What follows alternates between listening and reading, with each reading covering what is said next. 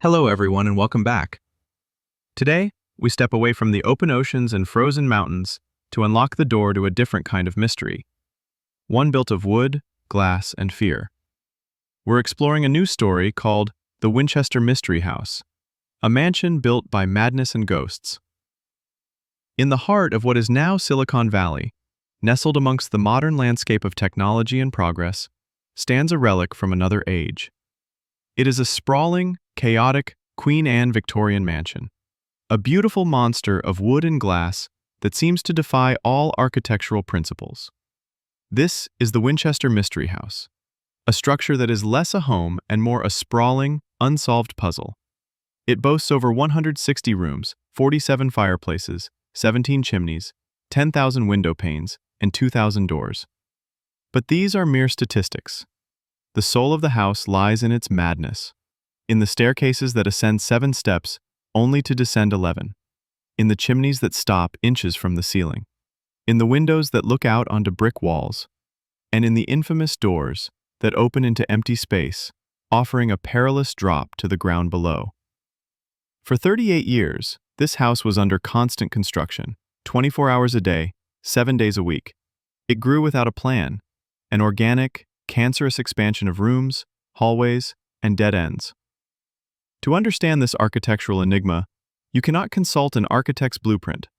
You must delve into the tormented mind of the woman who built it, Sarah Winchester, and the bloody fortune that fueled her obsession. Our story begins not with a ghost, but with a gun. In 1866, the Winchester Repeating Arms Company, under the direction of Oliver Winchester, unveiled a rifle that would change the course of American history.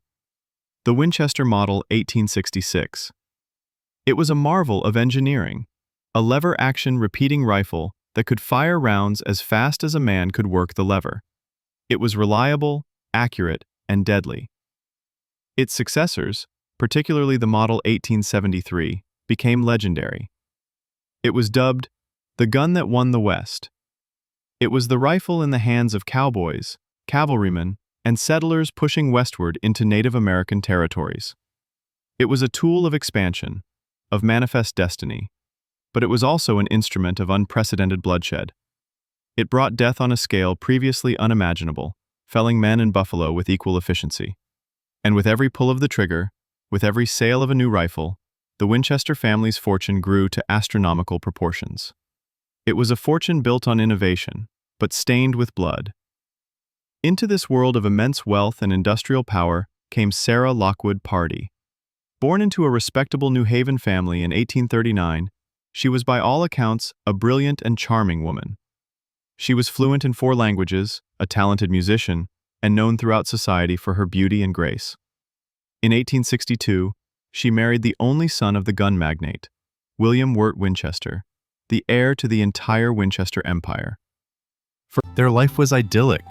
They were the pinnacle of high society, wealthy, in love, and with a future as bright as the polished brass of a new rifle cartridge.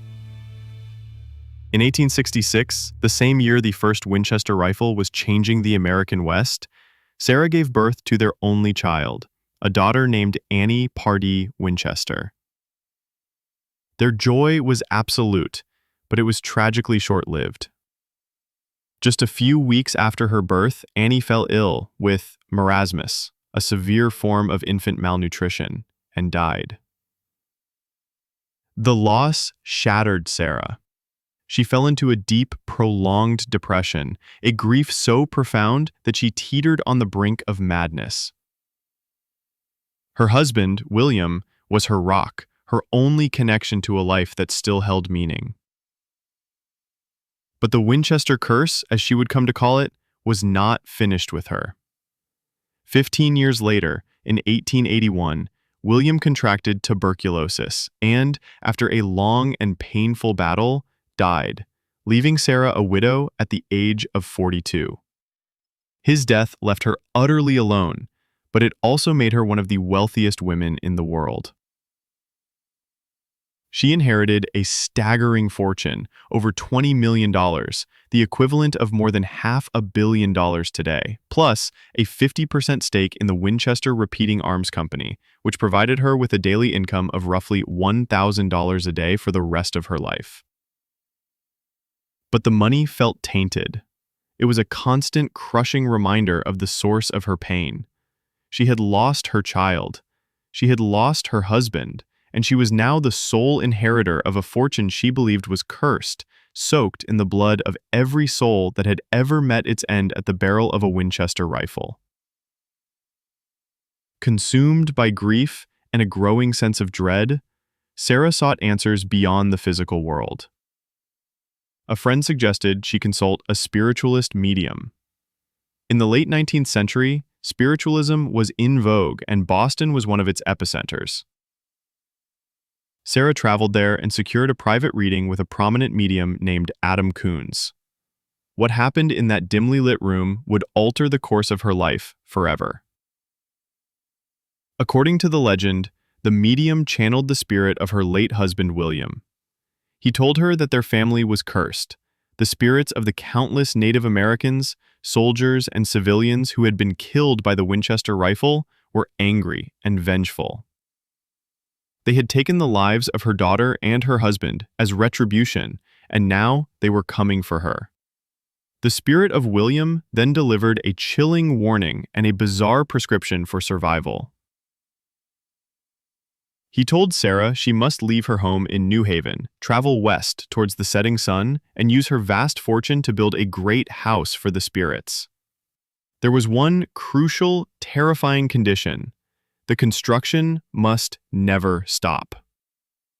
The moment the sound of hammers ceased, a woman unmoored by tragedy and desperate for a purpose. The message was a divine directive.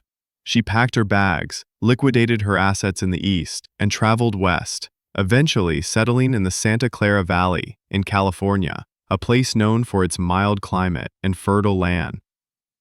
In 1886, she purchased a modest 8-room farmhouse on 161 acres of land and began to build. And so began one of the most bizarre and obsessive construction projects in human history. For the next 38 years, until the day she died, the work on the Winchester house never ceased.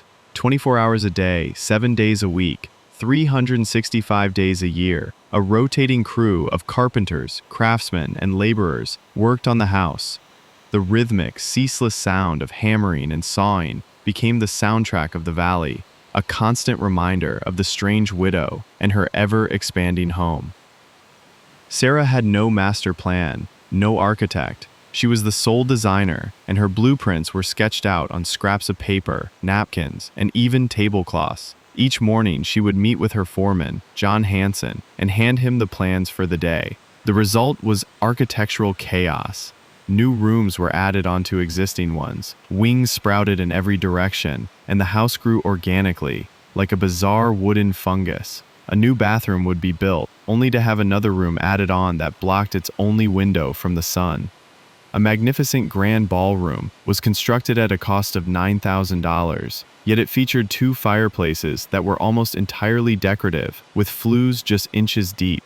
The house became a physical manifestation of her obsession with confusing the spirits she believed haunted her. She designed a labyrinth to protect herself, hallways twisted into pretzel-like knots. A famous staircase, known as the Switchback Staircase, has 7 flights of stairs, with a total of 44 steps, yet it only rises about 9 feet. Its 2-inch risers designed for her debilitating arthritis, but also creating a dizzying, disorienting journey. She had doors installed that, when opened, revealed a sheer drop to the ground below, supposedly to trick spirits who could walk through walls. Other doors were undersized, perhaps for her small frame, or perhaps to force a pursuing ghost to stoop. Her obsession with the number 13, considered a powerful spiritual number, is legendary. The house is filled with it. There are 13 bathrooms. Many windows have 13 panes of glass. The conservatory has 13 cupolas. The grand ballroom has 13 ceiling panels. Her will was divided into 13 parts, which she signed 13 times. This was no coincidence. It was a deliberate, recurring motif woven into the very fabric of her bizarre creation. The spiderweb, a symbol of good luck, was another favorite. She had a magnificent Tiffany stained glass window designed with a spiderweb pattern. When it was installed and light hit it in a certain way, it cast a spiderweb shadow on the floor. Life inside the growing mansion was as strange as its architecture. Sarah became a recluse, rarely leaving the property. She dressed in black mourning clothes for the rest of her life. Legend says she had a private séance room, located in the heart of the house, where every night at midnight, a bell would toll to summon the spirits. She would enter the room alone, commune with them for 2 hours to receive her building instructions for the next day, and then emerge at 2 a.m. as the bell tolled again to dismiss them. It is said she never slept in the same bedroom 2 nights in a row, constantly moving through the mansion's maze to stay one step ahead of any malevolent entities that might be hunting her. The house continued to grow, eventually reaching 7 stories in height. But on April 18, 1906, a real-world cataclysm struck. The Great San Francisco earthquake shook the Santa Clara Valley with terrifying force.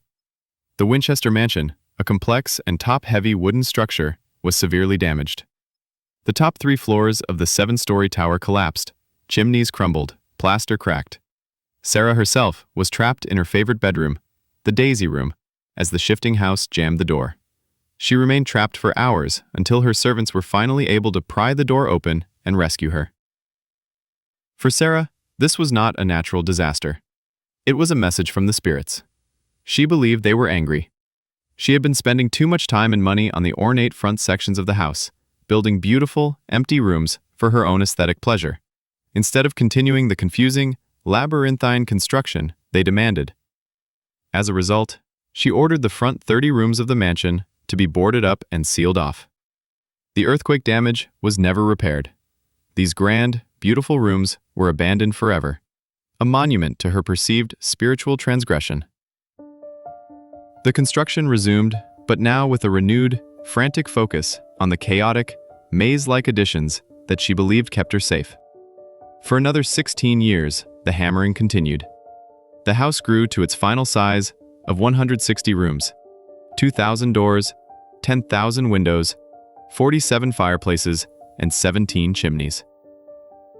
Then, on the night of September 5, 1922, Sarah Winchester, at the age of 83, went to sleep in one of her many bedrooms and died peacefully of heart failure.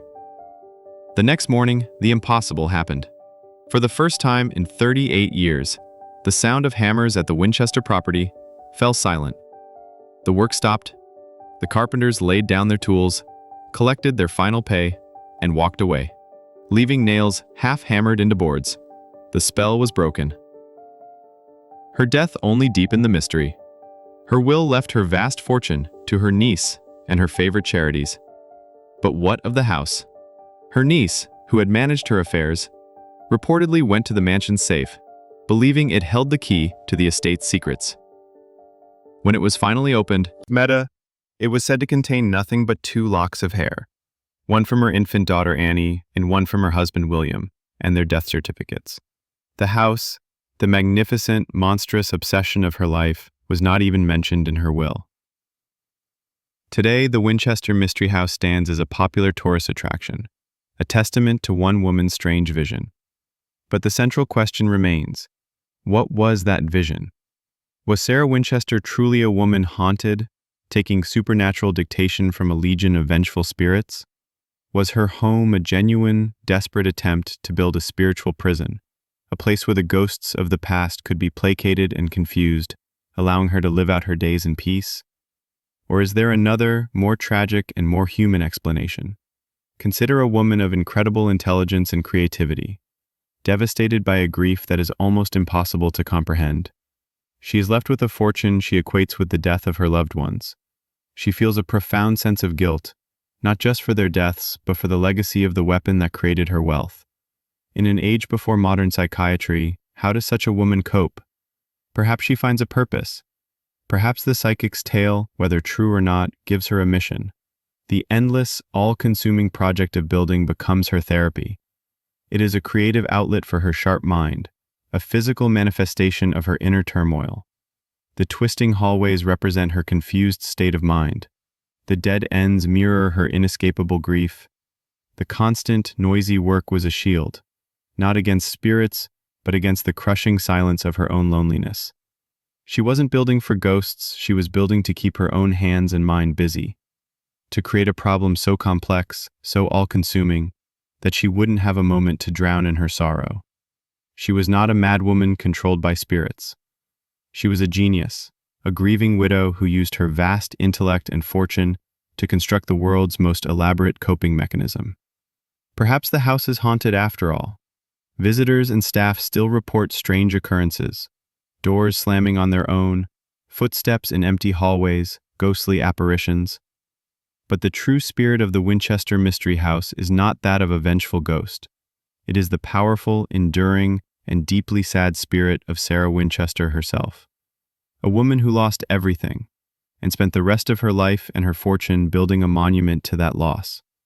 The house is her legacy, a beautiful, terrifying, and utterly unique portrait of a mind haunted not by the dead, but by grief itself.